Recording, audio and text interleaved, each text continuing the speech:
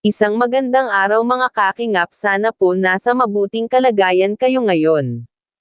May bagong update po tayo sa Mikris, ang huling vlog ng magka-love team na Mikris.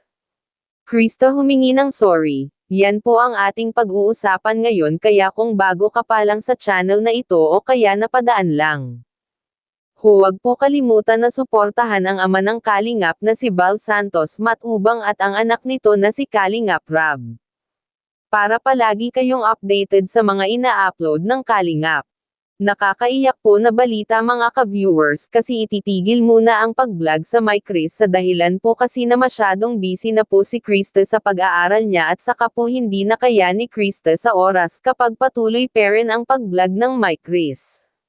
So yun nga po, humuhingi sila ng sorry sa mga solid supporters ng Mikris. Alam po kasi nila na marami ang natutuwa sa kanilang tambalan, pero wala pang gawa si Kalingap Rab sa desisyon ni Krista at Mikoy. Ika nga ni Mikoy pwede naman mag-vlog sa kanila kapag Sunday, kaya lang po hindi pwede kasi pahinga po nila Kalingap Rab ang Sunday. Nakakahiya naman po mga Kalingap kung magpa-vlog sila ng Sunday, kaya sa ngayon po humihingi po talaga sila ng sorry sa mga natutuwa sa kanilang tambalan.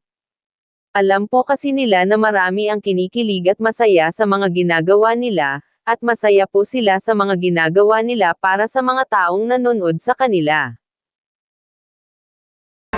Hintay kami doon, usutin mo yung mic. Pinag-usapan dito ng dalawang Kaya nga eh. Parang ano yun parang napaka Special po.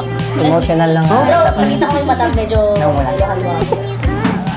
Hindi kasi bago yung vlog kasi medyo nag-worry din si Krista kung kailan na ulit yung schedule. Kasi mukhang mawawala ng I Love Monday. Ano bro, mukhang mamimiss niya ako. Ay! Oo, yun talaga yun. Yun talaga yun? Yun talaga yun. Yung namamaga pa yung mata mo. Lungkot! Ikaw bro, nagawa ka ba? Ha? Mga ano kaya bro, kailan kaya pwede sunod na natin schedule? Kasi Nakadepende Mga ano, bro? Bro, nakadepende na talaga kay Chris. Pwede pa din Monday, mga 3 a.m. 3 gabi ano? Gabi. Yan, Boy Rats. Mamimiss natin tong yung I Love Monday. Bro, di ka parang kasanay ka sa Monday. Kasi ang saya kasi nung nag-vlog tayo. Ilang episode din na nag-vlog natin every week, di ba? Mula nang mamit natin si Krista. Pero plano na lang natin kung kailan ulit yung vlog natin. Pero sa ngayon wala pang Exact talaga. exact schedule. Hindi ba ano? Nakakalimutan naman bro. Opo. So, anyway, Krista, may pasok ka na bukas. Meron na po. Good luck sa yung pagbutihin mo lalo.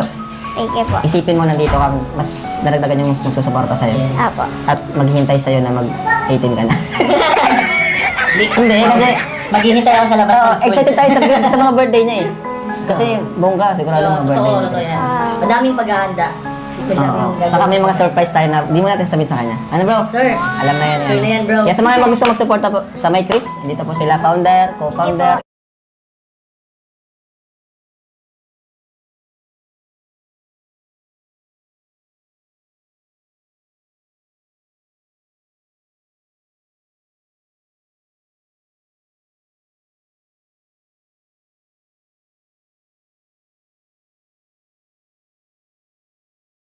Scouter, at kahit kay Mikoy. Opo. Di ba? Pwede niyong ipaabot. So meron mo bang ngayon? Pero Meron bro, na ipaabot? unahin ko na to bro. Kasi grabe nung nakaraang natin, Mansari, Opo. naubos talaga lahat doon. Buhos po talaga Buhos. ang dami. And still, nagpapasalamat pa din po kami sa Yes. kanya. Po. Thank you so much po sa lahat Thank you ng talaga. sponsor at Grabe. nagpabigay ng tulong. Maraming salamat. Thank you. Thank Grabe you yun. po. Ito bro, meron. Para ito sa Mga talagang co-founder. parents ni.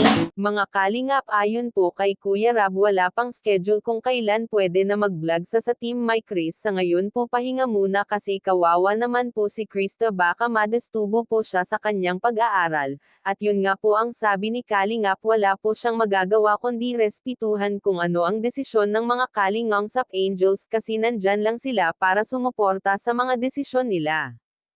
Kaya mga Kalingap, nagpapasalamat po ang Mikris lalo na sa Family Matubang at sa sponsor nila na walang sawang sumusuporta sa kanila, at masaya sila kasi kahit papano marami silang napapasaya na mga tao. sana po hindi kayo magbago sa kanila, sana po patuloy pa rin ang pagbigay ninyo ng blessing lalo na po kay Kriste kasi mag-aaral na siya, at malapit na po mag-18 birthday si Kriste, yan naman po ang ating aabangan kasi panigurado marami naman ang magaganap na pasabog sa kaaraw ni Krista.